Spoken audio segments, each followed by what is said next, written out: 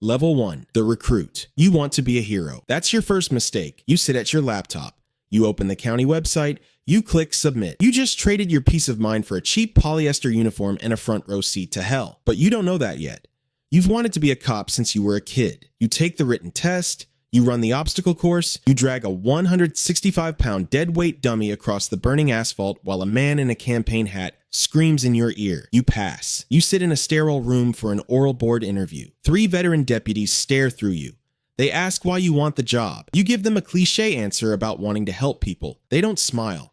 They know what this job actually does to people. Then comes the academy. 6 months of physical and mental breakdown. You are pepper sprayed in the eyes and forced to fight blind. You are shot with a taser. 50,000 volts lock your muscles. You hit the concrete hard. You learn criminal law. You learn how to shoot. You learn how to handcuff someone who is actively trying to kill you. Graduation day arrives. Your family pins the shiny silver star on your chest. You raise your right hand and swear an oath. You look in the mirror. You think you're ready to save the world. You aren't. Level 2, the jail. Deputy. Unlike city police, sheriff's deputies usually start in the county jail. The detention center. It's a massive concrete box. The doors slam with a heavy metallic thud that rattles your teeth. For the next 2 years, this is your life. You don't have a gun. You have pepper spray, a radio, and your voice. You are locked in a housing unit with 60 inmates. Murderers, thieves, addicts, and gang members. The smell is unforgettable. A mix of sweat, bleach, and cheap institutional food. You learn how to talk to criminals.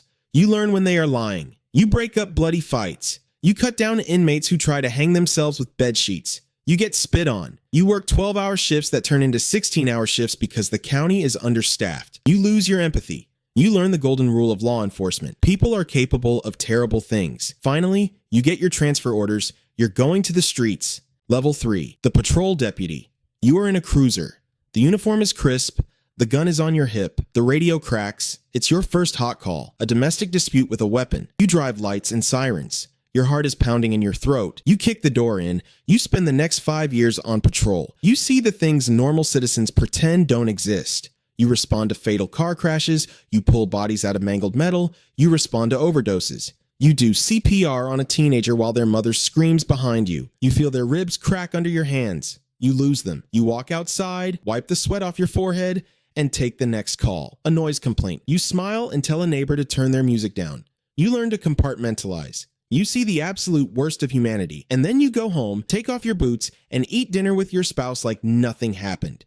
You stop sleeping through the night. Level 4, the detective. You've proven you're smart. You get promoted. You trade the uniform for a cheap suit. You are an investigator now. You don't respond to noise complaints anymore. You only respond when the yellow crime scene tape is already up. You walk into houses that smell like iron and decomposition. You look at bodies that have been rotting for weeks.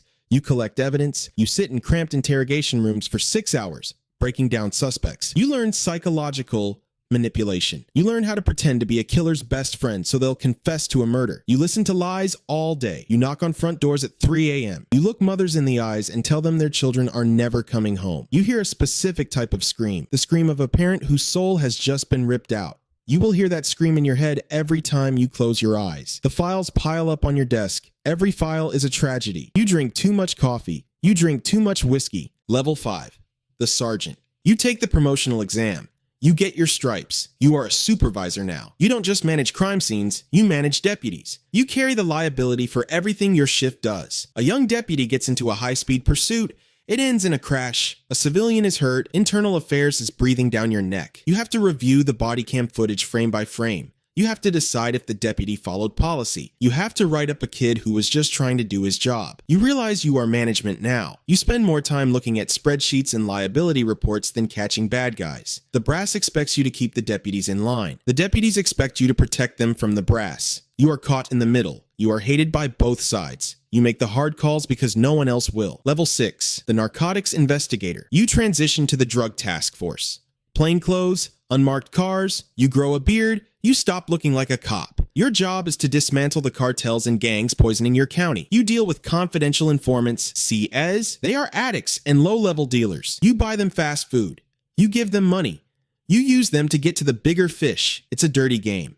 You live in a moral gray area. You sit in a hot van doing surveillance for 12 hours, urinating in a plastic bottle. You kick down doors of trap houses. You find bags of fentanyl sitting next to toddlers' toys.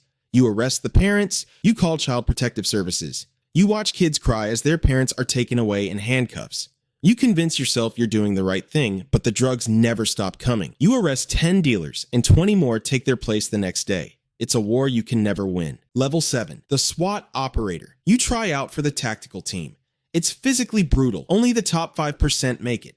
You get the heavy armor, the ballistic helmet, the shield. You are the tip of the spear. When the regular deputies are outgunned, they call you. Barricaded suspects, hostage situations, active shooters, you train endlessly. Room clearing, explosive breaching, sniper overwatch. You operate on pure adrenaline. The pager goes off at 2 a.m. You gear up in the back of a Bearcat armored vehicle. You stack up outside a door. The breacher blows the hinges. Flashbangs go off. The noise is deafening. Smoke fills the room. You move on pure instinct. A man raises a gun. You don't think. You squeeze the trigger. 2 rounds to the chest. The threat drops. The silence that follows a gunfight is the loudest sound in the world. You are cleared by the shooting board. It was a justified shoot, but your spouse can't look at you the same way anymore. You have taken a life. You are a different person now. Level 8. The Captain. You wear the gold bars on your collar. You are high-level administration. You have an office with a window. You don't wear a vest anymore. Your weapon hasn't left its holster in years. Your war is no longer on the streets. Your war is in the boardroom. You fight with the county commissioners for budget increases. Your deputies are driving cruisers with 150,000 miles on them, and the county won't approve new ones. You deal with the media. A deputy makes a split-second mistake on camera. The video goes viral. The public is outraged.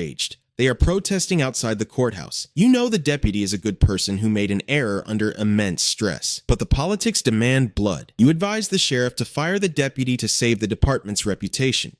You destroy a good cop's career to appease an angry mob. You sit in your office late at night, staring at your gold bars. You hate what you've had to become. Level 9. The Sheriff. You are at the top. You wear the 4 stars. But you are no longer just a law enforcement officer. You are an elected official. You are a politician. You have to campaign. You have to shake hands, kiss babies, and ask wealthy donors for campaign contributions. You command a department of hundreds, maybe thousands of personnel. You carry the ultimate burden. When a deputy is killed in the line of duty, it is you who knocks on the widow's door. It is you who hands her the folded American flag. You stand at the podium during national news broadcasts. You promise the community they are safe, even though you know the jail is overcrowded, the streets are under-patrolled, and crime is rising. You are isolated. The deputies look at you not as a brother, but as a boss. The politicians look at you as a pawn. You carry the weight of the entire county on your shoulders. You are responsible for everything, yet you have control over almost nothing. Level 10. The Ghost. You retire. 30 years of service. They throw you a party. They give you a plaque and a shadow box with your badges. You hand over your gun and your radio. You walk out of the building for the last time. You are a civilian now. The pension is generous, but the cost was high. Your knees are shot. Your lower back is a constant ache. You are on your 3rd marriage. Your civilian friends complain about trivial things, bad traffic, cold coffee, a rude email. You nod and smile, but you can't relate to them. You have seen the devil. You have seen what humans do to each other in the dark. You sit on your porch at night. The ghosts sit with you.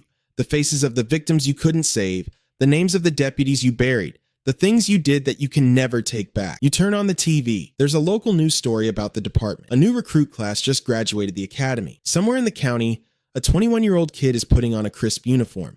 They are looking in the mirror. They are smiling. They think they are ready to save the world. They have no idea what is coming.